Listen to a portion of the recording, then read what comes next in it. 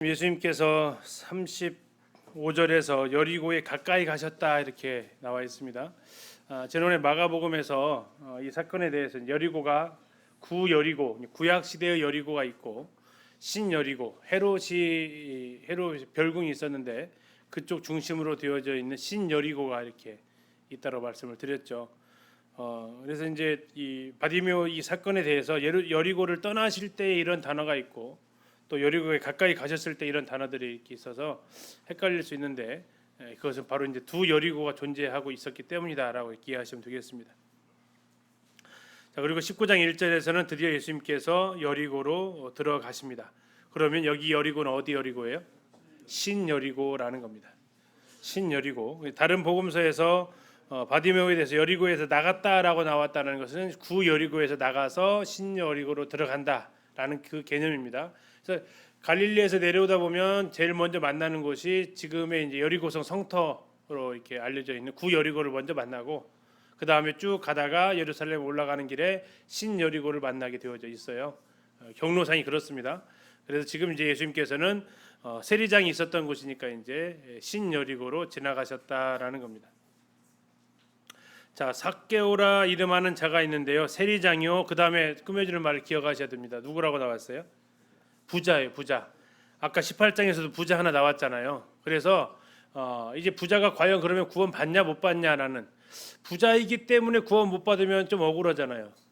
그렇죠? 구원 받는 데 있어서 너는 부자이기 때문에 구원 못 받는다처럼 이렇게 느껴질 수도 있어요. 어쩌면 아까 우리가 지난번에 16장에서도 부자와 나사로에서 부자가 어디 갔어요? 지옥 갔잖아요. 무조건 빨리 음부에 들어갔단 말이에요. 그리고 여기 지금 큰 부자 관원도 영생에 못 얻는 자가처럼 되어졌고, 그러면 부자는 천국 못 가네. 그러면 천국 가려면 다 있는 거 다 팔아야 돼. 그런 차원이 아니다라는 거죠. 부자도 천국 갈 수는 있다라는 겁니다. 그러나 그것이 어렵다라는 거죠. 불가능하다라는 건 아닙니다. 누가 하시면요? 하나님이 하시면 할 수 있다라는 거죠. 자, 그의 궁금함이 있었습니다. 예수님이 과연 어떠한 사람이냐, 도대체 뭐가 이렇게 예수님이 인기가 그렇게 많냐 하는 거죠. 그런데 보고 싶지만 두 가지 때문에 못 본다고 나와 있어요. 3절에 보니까 첫 번째 이유는요, 키가 작았다라는 겁니다. 두 번째 이유는요, 사람이 워낙 많았다라는 거죠. 키가 크면 키가 크면 우리 교회 평안이처럼 키가 크면 사람 많아도 뭐 하면 돼요? 이렇게 보면 다 보여, 그렇죠? 두 번째, 키가 작아도 뭐가 없으면, 사람 없으면 얼마든지 볼 수 있어요. 근데 이 두 가지가 겹치면 못 보는 거죠. 그래서 그의 선택은 뭡니까? 사람 사이를 뚫고 가는 게 하나 있어요. 근데 뚫을 수 있어요, 없어요? 없어요. 왜요? 세리니까. 가만 놔두질 않아요, 사람들이. 미움의 대상이었거든요. 그래서 그가 한 것은 이 뚫고 지나갈 수는 없어요. 그런 담력은 없어요. 괜히 맞아 죽을 수 있으니까. 그래서 택한 방법 뭐예요? 나무 위로 올라가는 거였습니다. 나무 위로 올라가는 거. 근데 그가 택한 나무는 무슨 나무예요? 돌 무화과 나무에 올라간다라는 겁니다. 왜 돌 무화과 나무에 올라갔을까 하는 거죠. 왜 올라갔을까? 왜 하필 돌 무화과 나무였을까요? 첫째는 예수님 가는 길에 있었고, 둘째는 나무의 크기가 커야죠. 그래야 올라갈 수 있죠. 나무 작으면 부러지거나 올라가도 안 보일 거 아닙니까? 세 번째는요, 올라가도 표가 안 나는 나무여야 돼요. 올라가도 표가 안 나는 나무. 저기 삭개오 있다라고 하게 되면 사람들이 이목을 끌을 수 있으니까. 그렇다는 얘기는 다른 사람들도 이 뽕나무에 일상적으로 이 나무에 올라가는 나무여야 된다. 특별한 나무가 아니라, 왜 저기 사람 있어가 아니라 저기 사람 있는 거 당연하지 하는 그런 나무여야 된다고요. 그 나무가 이제 뭐예요? 그런 조건을 충족할 수 있는 나무가 돌 무화과 나무. 그럼 왜 돌 무화과 나무에 사람이 올라가요? 무화과를 솎아주는 역할을 해야 돼요. 그래서 돌 무화과 나무에 고용되어진 사람들이 올라가서 나무를 열매를 이렇게 이렇게 구멍을 뚫어주는 상처를 내주는 그 역할들을 하는 게 무화과 재배하는 사람들 하는 일이었어요. 그래서 의례적으로 돌 무화과 나무에 사람 올라가 있는 것은 사람들이 유심하게 특별하게 관심 갖는 상황이 아니었다고요. 자, 예수님 가는 길이 있어야 되고, 자기가 올라가서 예수님 볼 정도로 큰 나무여야 되고, 올라갔을 때 아무도 거기에 왜 사람 있냐라고 관심 두지 않을 만한 나무, 그게 뭐라고요? 돌 무화과 나무였다라는 겁니다. 그런데 기가 막히게도 예수님께서 5절에 보니까 그곳에 딱 도착하시고 뭐라고 하세요? 쳐다보셨어요. 그리고 누구를 부르세요? 어떻게 알았을까 이름을요? 다 아셨죠. 일단 그가 거기 올라간 것도 아시고 다음에 그의 이름도 아셨어요. 삭개오가 얼마나 놀랐을까요? 자, 자기는 예수님을 안다고 생각했어요. 그러나 예수님은 자기를 모를 거라고 생각했잖아요. 그래서 그는 아무도 모르게 나무에 들키지 않게 올라갔어요. 흔히 말하는 완전 범죄를 꿈꿨죠. 그런데 갑자기 밑에서 자기 이름을 부르는 거죠. 삭개오야 이렇게 부르십니다.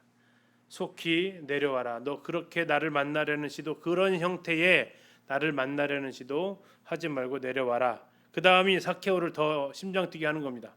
뭐라고요? 내가 오늘 내 집에 유하여야 하겠다. 성경에서 유일합니다. 초대받지 않으신 분이 자체적으로 초대를, 이건 뭐라고 해야 돼요? 초대를 한 것도 아니잖아요. 내가 가서 쉬겠다라는 거예요. 이건 뭐라고 해야 돼요? 그럼요. 초대를 간다고 해야 돼요. 자, 세리 마태는 예수님을 초청을 했어요. 바리새인들도 초청하고, 그래서 초청받은 집에 보통 가요. 그런데 지금 예수님은 삭개오에게 초청받은 적이 없어요. 오히려 초청받지 않았는데 지금 뭐 하겠다는 거예요? 네 집에 유하여야 하겠다라는 거죠. 혹시 이렇게 해보신 적 있으세요? 나 오늘 형제 집에 가 잘 거야 이렇게 막 하고 이렇게 시도해 보신 적 있으세요? 애지간히 친하지 않고서는 쉽지 않죠. 이게 근데 이 예수님께서 삭개오의 마음을 잘 아신 거죠. 그래서 예수님께서는 성경에 유일합니다. 초청하지 않았는데 그분이 직접 그 집에 가서 쉬겠다 하신 사건이, 이게 바로 삭개오에게 일어난 사건이죠. 자, 그의 반응은 어땠습니까? 급히 내려왔습니다. 속히 내려오라고 했더니 급히 내려왔어요. 두 번째는요, 즐거워하며 영접했어요. 얼마나 그가 흥분했다라는 것을 느낄 수 있죠. 뭐 난처하거나 황당하거나 그런 것이 아니고 그가 즐거워하면서 예수님을 영접합니다. 자식의 이름을 불러주고 자기 집에 머물겠다 하셨던. 또 하나는요, 그가 왜 이렇게 즐거워해서 영접했을까요? 아무도 그 자기 집에 와서 쉬겠다라는 말한 사람은 없었을 겁니다. 어쩌면 자기 집을 열고 초청을 해도 안 갔을 거예요. 근데 그분이 먼저 자원해서 자신의 집으로 오시겠다고 했었던 그분의 모습에 그는 즐거워하며 영접합니다. 아니나 다를까 사람들은 수근거리기 시작합니다. 뭐라고요? 예수가 죄인의 집에 유하로 들어갔다. 삭개오라고 부르지 않습니다. 세리장이라고도 부르지 않습니다. 뭐라고 불러요? 공식 죄인입니다. 공식 죄인. 죄인의 집에 갔다. 이름 부르기도 꺼려하는 그 사람 집에 들어갔다라는 겁니다.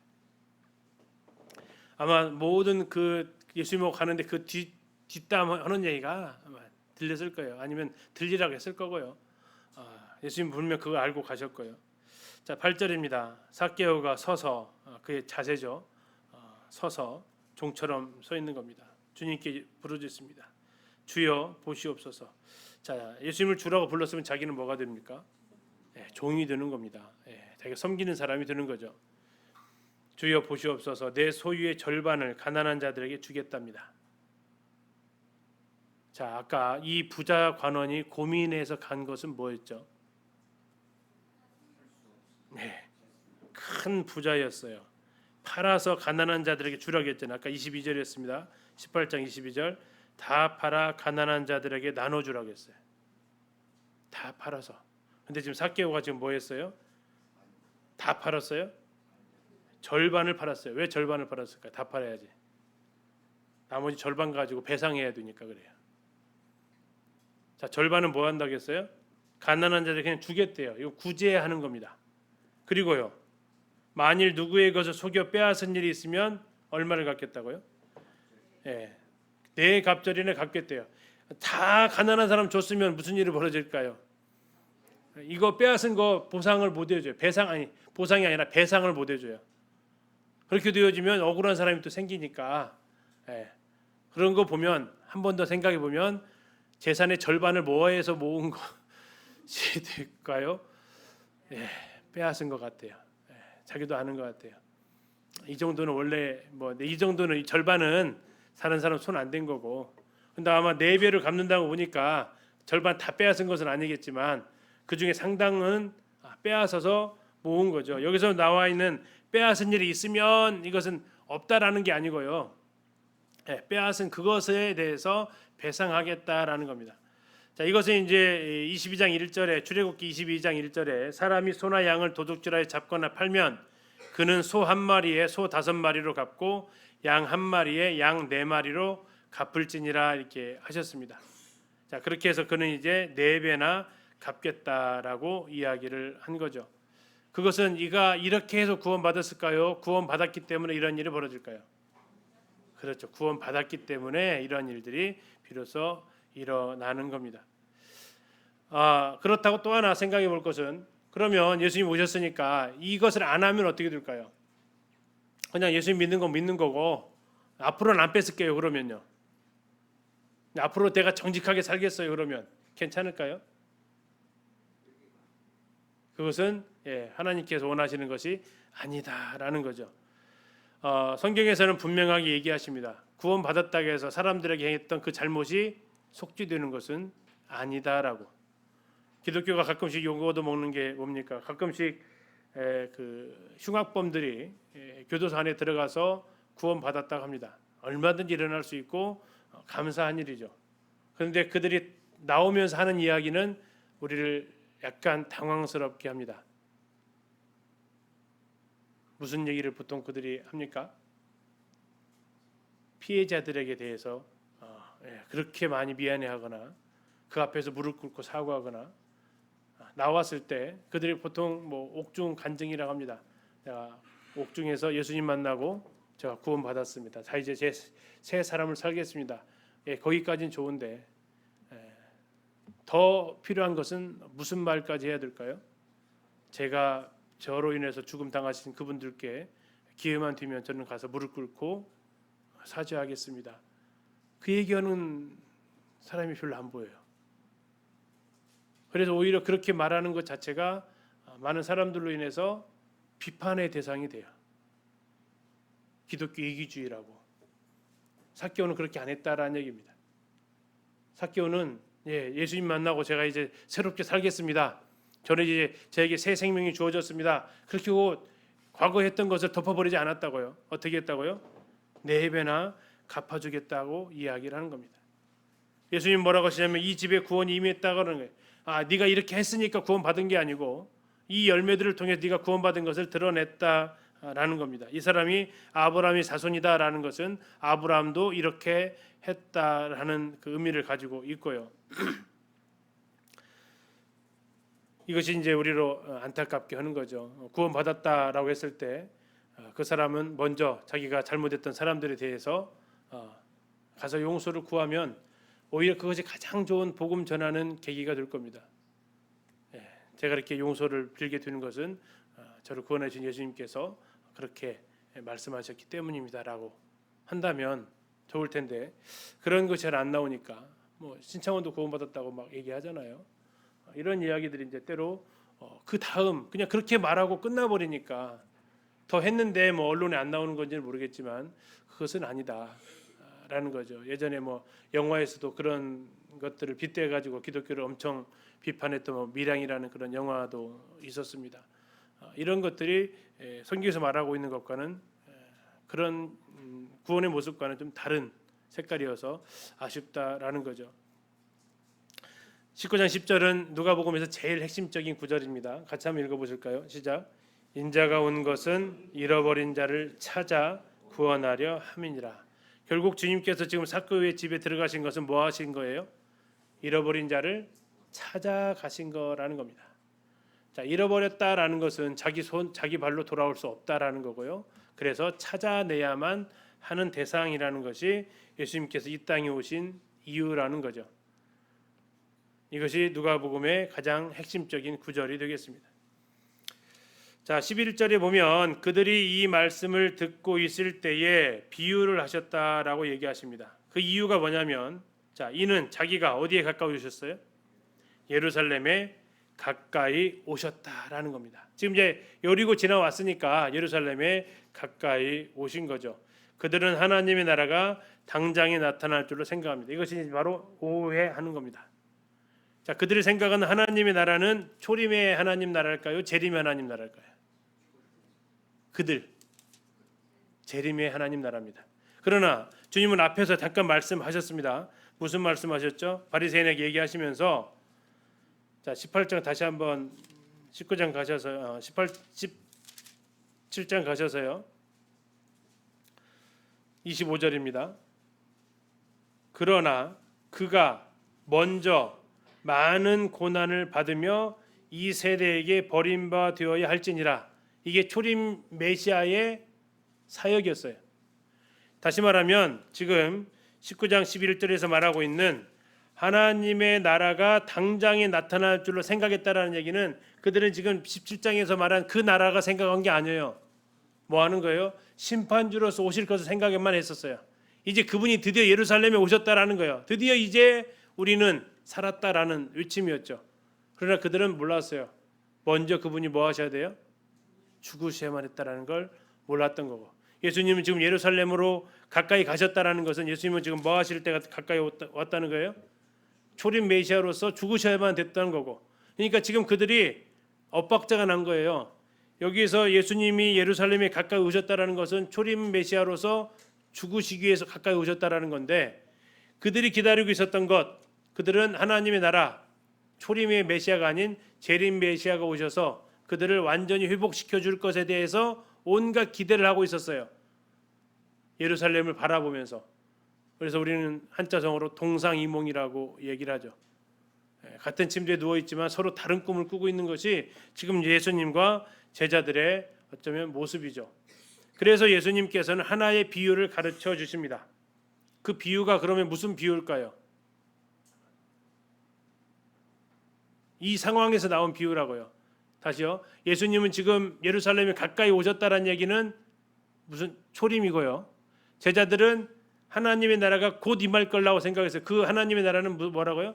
재림이었어요. 자, 이렇게 지금 서로 시각 차이를 벌이고 있는 가운데에서 예수님이 이 비유를 말씀하셨어요. 왜 말씀했을까요? 바로 이 초림과 재림 사이에 간격을 메워줘야만 이들이 뭐 하지 않냐면 오해하지 않아요. 그래서 지금 예수님께서 문화의 비유를 말씀하시는 겁니다. 자, 장소는, 자, 이 배경을 아셔야 이 문화 비유 가지고 우리가 해석을 정확히 할 수 있겠죠. 배경은 장소적인 배경은 예루살렘 가까이입니다. 다음에 시간적인 배경은 예수님은 초림 메시아로서의 죽음을 염두에 두고 있고, 예루살렘에 대해서 제자들은 재림 메시아가 오셔서 우리를 해방시켜 줄 걸 기대하고 있어요. 자, 그 가운데서 예수님께서는 이것을 바로잡아 주실 필요가 있었고요. 그래서 예수님께서 말씀하신 것은 12절입니다. 어떤 귀인이 왕위를 받아 가지고 오려고 먼 나라로 갈 때입니다. 다시 말하면 지금 아직 아니다라는 겁니다.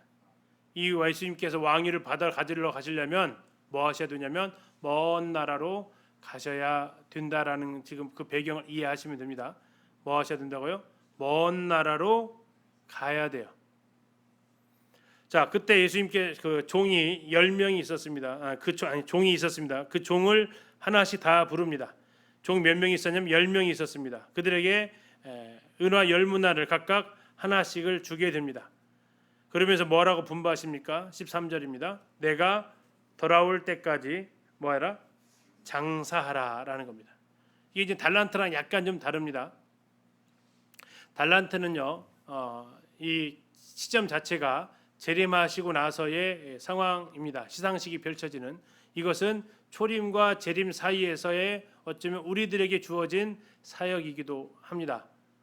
지금 이 제자들이 혼란이 어디서 왔다고요? 초림과 재림을 구분 못하는 데서 왔고요. 거기에 대해서 예수님께서 좀 풀어주시는 겁니다. 자, 14절. 그런데 그 백성이 그를 미워하여 사자를 뒤로 보내어 이르되 우리는 이 사람이 우리의 왕됨을 원하지 아니하나이다 하였더라. 자, 백성들의 반응이 무슨 반응이었다고요? 예수님께서 자신들의 왕이 되는 것을 뭐 한다고요? 원하지 않는다라는 겁니다. 원하지 않아요. 그래서 어쩌면 그들이 초림 예수님을 죽이는 사건이 벌어진 거고요. 15절입니다. 귀인이 왕위를 받아가지고 그러나 뭐 한다고요? 돌아올 거라는 겁니다. 뭐와 관계없이요. 왕이 되기를 원하는지 원하지 않는지 그거 관계없이 그분은 왕위를 받아가지고 올 거라는 거예요. 그렇게 해서 뭐 하시겠다고요? 종들을 부를 거랍니다. 그리고 그들에게 묻는다고 하십니다. 어떻게 장사했는지. 그랬더니 16절에 한 문화 받은 사람이 나옵니다. 한 문화로 얼마를 남겼어요? 10문화를 남겼대요. 주인의 칭찬입니다. 착한 종이여 네가 작은 것에 충성하였으니 10고을 권세를 차지하라 라는 겁니다. 10고을 권세. 그러니까 한 문화 남긴 데마다 한 고를 줬다는 얘기입니다. 18절 둘째가 와서 얘기합니다. 한 문화로 5문화 남겼다고 합니다. 그에게는 5고를 줍니다. 20절 자 당신의 한 문화가 여기 있나이다. 정직한 것 같습니다. 자기 거라고 하진 않아요. 당신 거라는 얘기입니다. 그러면서 그 다음에 그러나 그가 정직하지 않은 것은 그 다음에 나오는데요. 21절 이는 당신이 어떤 사람이라고요? 엄한 사람이라고 합니다. 내가 당신을 무서워한대요. 왜요? 당신은 두지 않은 것을 취하고 심지 않은 것을 거둡니다. 이러면 뭐 하는 사람이에요? 아주 고약한 사람이죠. 두지 않은 거 취하고 심지 않은 거 거두면 얼마나 또 악한 사람이에요. 그렇게 지금 주인에 대해서 인식을 하고 있는 겁니다. 그 사람은 엄한 사람이라고 얘기하면서 자 22절입니다. 주인이 이르되 악한 종아 내가 네 말로 너를 심판한다. 뭘로 심판한다고요? 네 말 가지고 심판하겠다. 지금 주인을 뭐라고 했냐면 엄한 사람입니다. 당신은 무서워합니다. 두지 않은 거 취하십니다. 심지 않은 거 거두시는 분입니다. 자, 네 말 가지고 심판하겠다. 너는 내가 두지 않은 거 취하고 심지 않은 거 거둔다. 그러면서 나를 엄한 사람이라고 알았지. 그러면 나 무서운 줄 알았다면서. 근데 가만히 있어? 내가 그렇게 무서운 사람인 줄 알았으면 너는 뭐 해야 돼요? 적어도 이자라도 맡겨야지. 나 무섭다는 사람이 그렇게 행동해? 이것은 무서워하는 행동이 아니다라는 거죠. 무서우면 무섭다고 말도 못하죠, 사실. 안 그렇습니까? 네. 무서우면 무섭다라는 말을 못해요. 그런데 이 주인에 대해서 무섭다고 하는 사람이 뭐 당신은 엄한 사람이고 뭐 이렇게 말해요. 안 무섭는 거죠. 근데 지금 말씀하시는 거예요. 네 말 가지고 한번 심판하겠다라는 겁니다. 그러면서 그 사람의 문화를 빼앗아서 10문화 가진 사람한테 주라고 하십니다.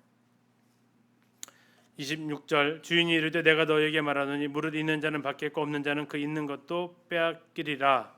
그리고 내가 왕됨을 원하지 아니하던 저 원수들을 이리로 끌어다가 내 앞에서 죽이라 하셨느니라. 이건 뭘까요? 재림입니다. 재림. 27절은요. 자, 그러나 주님은 지금 이 땅에서 환영받지는 못했습니다. 그것이 바로 초림이었고요. 그러면 제자들은 지금 어디 사이를 살아가고 있는 거예요? 초림과 재림 사이를 살아가고 있다라는 얘기예요. 자, 너희들은 지금 뭘 기대하고 있냐면 재림을 기대하고 있어요. 뭘? 예수님께서 예루살렘 입성해 가지고 다 회복시킬 것을. 아니, 나는 먼 나라로 갔다 와야 돼. 이 나라에서 이 백성들은 내가 왕됨을 원하지 않아. 그러나 다시 나는 왕권을 가지고 올 거야. 그리고 와서 첫째는 누구? 너희들부터 계산할 거야 라는 겁니다. 너희가 누구예요? 제자들. 뭐한 사람들? 문화 준 사람들. 너부터 계산하고 두 번째 계산은 누구랑 해요? 왕됨을 원하지 않았던 사람들. 그런데 첫 번째 계산은 무슨 계산이냐면 상급 계산이라는 겁니다. 두 번째 계산은요? 심판의 계산이고요. 제자들은 어디에 해당이 된다고요? 상급 계산에 해당이 된다고요. 결국 주님께서는 이 일을 통해서 무엇을 말씀해 주고 있습니까? 이 귀인이 누구겠습니까? 역사적으로는 뭐 헤롯일 것입니다. 아켈라오 뭐든지 아니면 대헤롯이든지 유대 백성들이 그가 에돔 지파였기 때문에 이두메 사람이었기 때문에 왕됨을 원하지 않았잖아요. 그가 먼 나라로 갑니다. 어디로 갔어요? 로마로 가요. 로마로 가서 뭘 받아와요? 로마 황제 옥타비아누스와 안토니우스로부터 왕권을 받아가지고 와요. 그래서 그들이 와가지고 자기가 이두메 사람이라는 것으로 유대 왕이 되는 것을 원하지 않았던 사람들에 대해서 철저하게 응징을 합니다. 그 역사를 그들은 알고 있어요. 다 과거에 있었던 것이기 때문에 그걸 가지고 지금 예수님은 앞으로 인자에 오실 것에 대해서 다시 한번 얘기를 해주시는데 너희들이 생각했던 것처럼 내가 재림 메시아가 아니고 나는 먼저는 죽어야 돼. 먼 나라로 가래. 그리고 먼 나라로 갈 거야. 그리고 대신 다시 분명하게 왕권 가지고 올 거야. 와서는 먼저 계산할 거야. 너희들의 모습을. 내가 너희들에게 준 문화의 특징이 뭡니까? 차별 있게 줬어요? 균일하게 줬어요? 달란트는요? 차별 있게 줬어요. 이게 하나님께서 우리에게 다르게 준 게 있고 동일하게 준 게 있어요. 그래서 이제 성경학자들 고민하는 거죠. 도대체 달란트가 뭘까? 달란트 자체가 재능이거든요. 재능은 다 다르잖아요. 그래서 그것은 크게 고민을 안 해요. 문화는 고민을 약간을 해요. 도대체 문화가 뭘까라는 거죠. 동일하게 준 거, 우리에게 동일하게 준 것이 뭘까요? 기회라는 겁니다. 기회. 어떤 분은 시간이라고도 얘기합니다. 누구에게나 우리에게는 몇 시간을 줬어요? 24시간이라는 것을 동일하게 줬어요. 동일하게 24시간을 줬어요. 동일하게 전도할 수 있는 기회를 주고 동일하게 기도할 수 있는 기회를 다 줬어요. 누구에게나. 그러나 그 시간 가지고 24시간 가지고 240시간을 살아내는 열문화를 남기는 사람이 있는가 하면 120시간을 살아내는 다섯 문화가 있고 하루도 제대로 활용하지 않는 악한 종이 있다라는 겁니다. 이게 동일하게 준 것이 과연 뭐가 있을까? 돈은 아니겠죠. 돈도 다 다르잖아요. 동일하게 준 것이 아마 제일 동일하게 준 것이 시간일 것입니다. 시간. 하루에 주어지는 그 시간을 가지고 무엇을 할 것인가? 또 복음 전하는 거 어쨌든 이런 부분들 동일하게 주신 것 가지고 주님은 반드시 우리에게 계산을 하실 것이다. 너희들이 바라는 그 재림에 기다리는 자세가 내가 준 거 가지고 13절에 말한 대로 뭐 하라고요? 내가 돌아올 때까지 장사하라는 겁니다. 장사해라. 적어도 장사를 못 하겠으면 뭐라도 해라? 맡기기라도 해라. 누구한테? 은행이라도 맡겨라. 이걸 다시 적응하게 되면 내가 가지고 이 시간에 전도해라 라는 겁니다. 만약에 전도 못 하겠으면 전도하는 사람한테 투자해라 라는 거예요. 뭘? 시간을 투자하시든지 물질을 투자하시든지 뭐든지 이게 바로 그렇게라도 해야 주님에 대해서 네가 말한 대로 인정하는 것이다. 그렇지 않으면 악한 종이라는 소리를 듣게 된다라는 거죠. 주님 분명히 얘기하십니다. 그것은 23절 보시면 어찌하여 누구 돈을요? 내 돈을. 누구 돈이라고요? 하나님 거라는 겁니다. 금도 은도 다 하나님 거라고 선지서에도 말씀하고 있는데 하나님 거라는 겁니다. 그래서 찾으시겠다라는 거죠. 그래서 우리를 청지기라고 하지 않습니까? 내 거라면 주인이라고 하겠지만 우리는 청지기고 청지기는 반드시 계산을 해야 된다라는 거. 다시 말하면 이 문화 비유를 왜 말씀하셨냐라는 걸 생각을 하시면 된다는 얘기예요. 초림과 재림에 대해서 예수님하고 제자들이 예루살렘에 올라가는 것에 대해서 생각이 달랐다고요. 예수님은 나는 죽으러 간다. 제자들은 와 이제 다 회복시키러 간다. 아니다. 궁극적으로 회복이지만 지금은 아니고 그리고 내가 죽고 다시 올 때 이 기간 동안에 살아가는 너희들은 동일하게 내가 문화를 주겠고 너희들은 가서 장사를 해서 계산을 반드시 내 앞에서 해야 된다. 너희가 직접 하든지 하는 사람한테 맡기든지 그렇지 않으면 악한 종이라는. 잘 보시면 이 문화 한 문화 빼앗긴 사람이 그 다른 또 다른 벌이 있어요 없어요? 어두운데 던져버려 쫓아내라 그런 내용은 없습니다.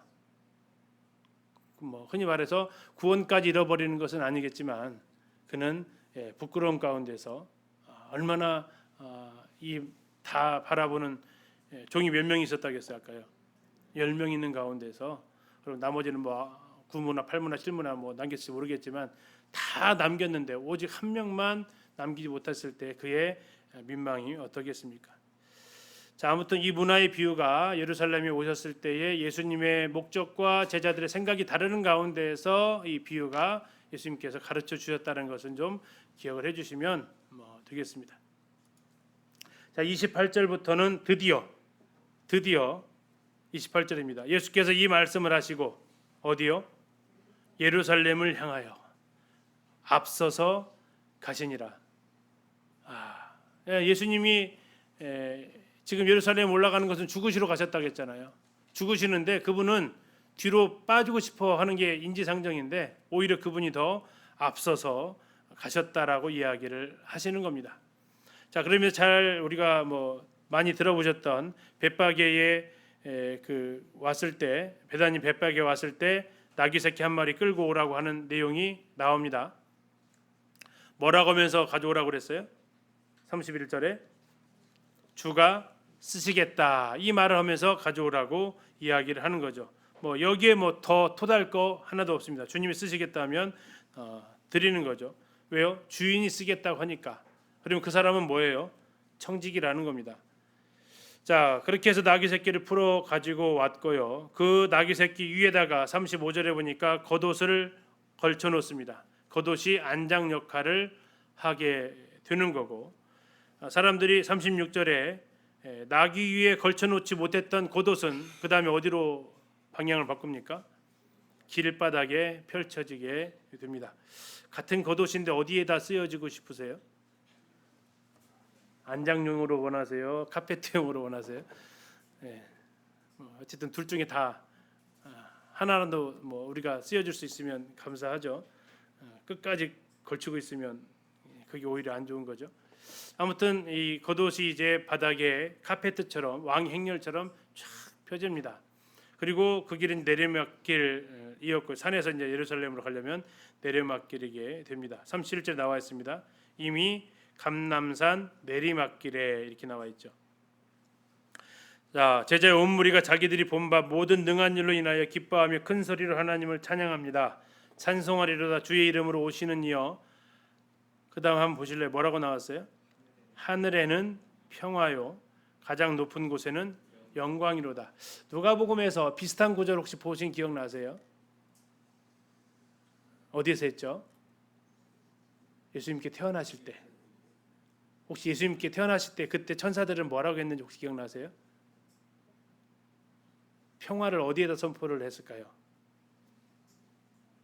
자, 앞으로 한번 가보시겠습니다. 2장입니다. 2장 14절입니다. 천군 천사가 하나님을 찬송하면서 한 말입니다. 지극히 높은 곳에서는 하나님께 영광이요 땅에서는 하나님이 기뻐하신 사람들 중에 평화입니다. 자, 평화가 어디를 향해서 외쳐졌어요? 사람들 중에 있었습니다. 그럼 하늘입니까? 땅입니까? 그 앞에 보니까 땅에서는 하나님이 기뻐하신 사람들 중에 평화했어요. 이게 예수님께서 오신 목적이었으니까요. 그런데 19장 38절 다시 비교해서 보세요. 주의 이름으로 오시는 왕이여. 자, 평화가 어디에서 선포되어집니까? 하늘에는 평화입니다. 땅은요? 땅은 영광인가요? 가장 높은 곳의 영광이잖아요. 그건 하늘이에요. 땅은요? 왜 땅이 평화가 아닐까요? 그분이 오시는 목적은 분명히 땅이 평화를 가져오신 거였어요. 무슨 평화입니까? 하나님이 기뻐하신 사람들이 드디어 하나님과의 화목되어지는 평화 관계로 들어갈 수 있게 하셨어요. 그분이 십자가로. 그런데 지금 19장에서 38절에서 말하고 있는 이 평화는 땅에서는 아직 이루어지지 않은 것 같습니다. 하늘에서만이 선포되어졌습니다. 하나님은 그 아들의 죽으심을 통해서 모든 것이 그분은 이제 다 준비가 다 되셨던 것 같아요. 하늘에서 이제 평화가 선포되어졌습니다. 우리를 향해서 심판하시는 것이 아니라 우리를 향해서 그분은 평화를 선포하셨습니다. 이 땅에서는요, 예수님을 죽이잖아요. 찬송받으실 자의 아들로 오신 그분을 죽입니다. 지금 나귀 타고 들어오시는 그분을 어떻게 한다고요? 죽일 거예요. 평화가 아니죠. 하나님은 그 아들의 죽으심을 통해서 완전한 평화를 선포하셨습니다. 하늘에는 평화입니다.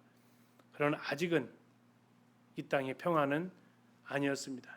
예수님을 죽이는, 하나님 아들을 죽이는 그들은 하나님의 이 평화의 사절단을 거절한 겁니다. 자, 그 모습이 39절에 등장하죠. 뭐라고 나옵니까? 바리새인들이 선생이여 당신의 제자들을 좀 책망하소서. 하도 시끄럽게 하나님 찬양하니까 좀 조용히 좀 하게 좀 하십시오. 이렇게 요구를 합니다. 그때 예수님께서 만일 이 사람들이 침묵하면 뭐가요? 돌들이 소리 지를 것이다. 그래서 주님께서 그들의 찬양을 받으십니다. 41절 가까이 오사 성을 보시고, 성은 예루살렘 성이죠. 우셨습니다. 자, 성경에서 예수님께서 우셨다라는 구절이 총 3번 나오는데요. 어디서 나옵니까? 예. 이 사건 전에 한번 요한복음에서 나옵니다. 어디서 오셨냐면 나사로의 죽음 앞에서 오셨어요. 그리고 지금 여기서 뭘 보고 오셨어요? 예루살렘 성을 보고 오셨어요. 3번째는 겟세마네에서 오셨다고 나와요. 히브리서를 통해서 나와 있습니다. 심한 통곡과 눈물로 기도하셨다고 나와 있는데요. 복음서가 아니라 히브리서에 나와 있어요. 결국 마지막 십자가에 가는 길에서 나사로 살린 사건도 생애 마지막 후반기입니다. 아주. 예. 그리고 이 사건은 이제 고난 주일 안에 들어가신 사건이고, 히브리서에 나와 있는 아들이 실제로도 심한 통곡과 눈물로 기도하셨다라는 것은 겟세마네에서 흘려진 그 눈물을 기억하는 3번의 눈물이 나오는데요. 이것도 지금 시기상으로 보게 되면 2번째 눈물이 되어지는 장면입니다. 뭘 보고 오셨다고요? 예루살렘입니다. 왜요? 오늘 평화에 관한 일을 알았더라면 좋을 뻔하였거니와 지금 네 눈에는 숨겨졌도다. 날이 이를 것이다. 내 원수들이 토둔을 쌓고 너를 둘러 사면으로 거두고 너와 및 그 가운데 있는 내 자식들을 땅에 메어치고 돌 하나도 돌 위에 남기지 않을 것이다. 네가 보살핌 받는 날을 알지 못함을 인함이다. 자, 그래서 38절에서 땅의 평화라고 부를 수는 없었던 상황이죠. 왜요? 그들은 무슨 소식을 알지 못했다고요? 42절 뭘 몰랐다고요? 평화에 관한 일을 알지 못했습니다.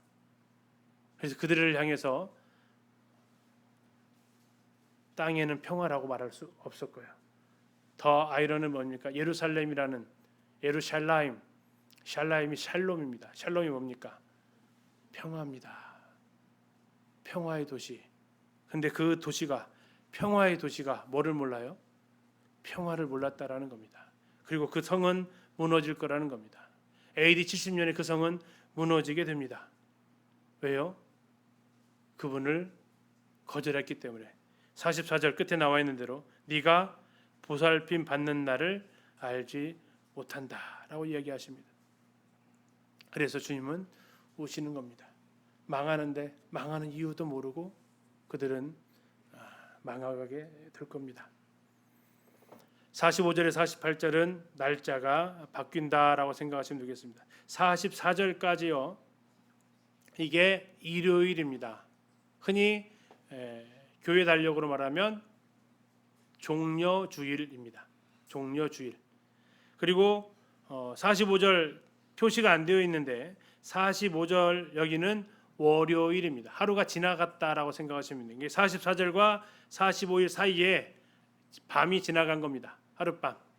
그리고 월요일 날 무슨 일 하시냐면 성전 정화 사건이 일어나게 됩니다.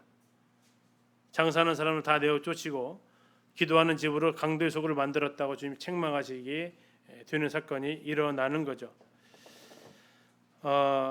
그러면서 예수님께서 이제 47절에 예수께서 날마다 성전에서 가르치시니 나와 있죠. 그러면 여기도 날짜가 다시 바뀌는 겁니다. 47절은 화요일로 넘어가는 겁니다. 화요일 날에 하시는 것이 주로 가르치시는 사역입니다. 자, 예수님의 공생애를 정리를 하면 일요일 날 입성입니다. 종려나무 가지 들고 메시아 호산나 하시면서 월요일 날 성전 정화 사건이 있습니다. 이게 45, 46입니다. 화요일 날 많은 가르침이 있습니다. 가장 많은 그 복음서의 본문을 차지하고 있는 게 화요일 날의 가르침들입니다. 논쟁들. 이따 뒤에 뭐 나오겠지만 뭐 세계 부자 논쟁이 있습니다. 세금 바치는 거, 가이사에게 세금 바치는 거 옳습니까? 어느 계명이 가장 큽니까? 다음에 사두개인들 부활 후에 부활이 있습니까? 뭐 그런 것들. 뭐 다윗의 자손 어떻게 다윗의 그 예수님이 다윗의 후손도 되고 근데 다윗은 왜 그를 가리켜도 주라고 불렀는지 이런 논쟁들 그런 것들이 전부 다 무슨 요일이요? 화요일. 수요일은 예수님이 움직이는 게 아니라 가룟 유다가 움직입니다. 예수님을 팔기 위해서. 그리고 목요일 날 최후의 만찬, 금요일 날 돌아가시고 토요일 날 무덤에 계시고 주일 날 부활하시는 이 사건이 지금 이어져 간다라고 생각하시면 됩니다. 지금 그러면서 방금 보셨던 데까지가 이 44절까지가 주일, 종려 주일, 45, 46절이 월요일 성전 정화, 그리고 지금 이제 47절부터 그 뒤로 20장 계속 나오는 것은 20장 1절에 나오는 하루는 이렇게 나와 있는 거, 이게 바로 화요일 사건, 이렇게 기억하시면서 보시면 되겠습니다.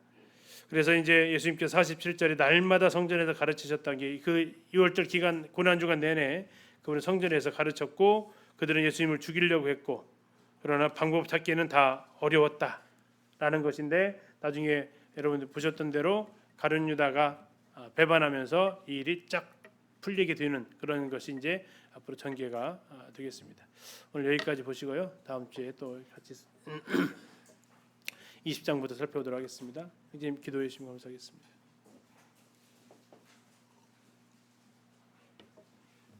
우리의 생명이시고 선한 목자 되신 아버지 하나님, 우리 주님께서 인생의 죽음에서 삶으로 옮겨주시고 영생의 소망을 주실 때 우리가 할 일은 깨끗하게 입었을 때 주님께 돌아와서 감사할 수 있는 바로 그 한 나병원자처럼 주님 앞에 감사하는 삶, 경배하는 삶을 사는 것이 마땅함을 보게 되옵나이다. 아멘. 오늘 누구에게나 주는 문화는 구원받은 자는 누구라도 다 복음을 또는 전도자로서 삶을 살아야 할 것을 말씀하고 있사옵나이다. 오늘날 노스 때와 마찬가지로 노아 때 마찬가지로 먹고 마시고 시집가고 장가가는 오로지 정욕에만 탐하여 롯의 철처럼 가산이 있는 그 지역을 돌아보다가 죽을 맞이한 이것에 저희가 교훈을 받고 오직 하늘의 소망을 가지고 앞을 바라보며 나아가는 삶이 되게 도와주시기를 원합니다. 아멘. 오늘 이 시간에도 주님의 어떤 많은 말씀 통해서 참 저희 무뎌진 마음이 다 이로 인하여 다시 새로이 되고 고침이 되게 해주시며 진심으로 감사를 드려옵나이다. 이제 돌아가는 발걸음도 안전하게 지켜주시길 원하올 때 예수님 이름으로 감사하며 기도드립나이다. 아멘. 감사합니다.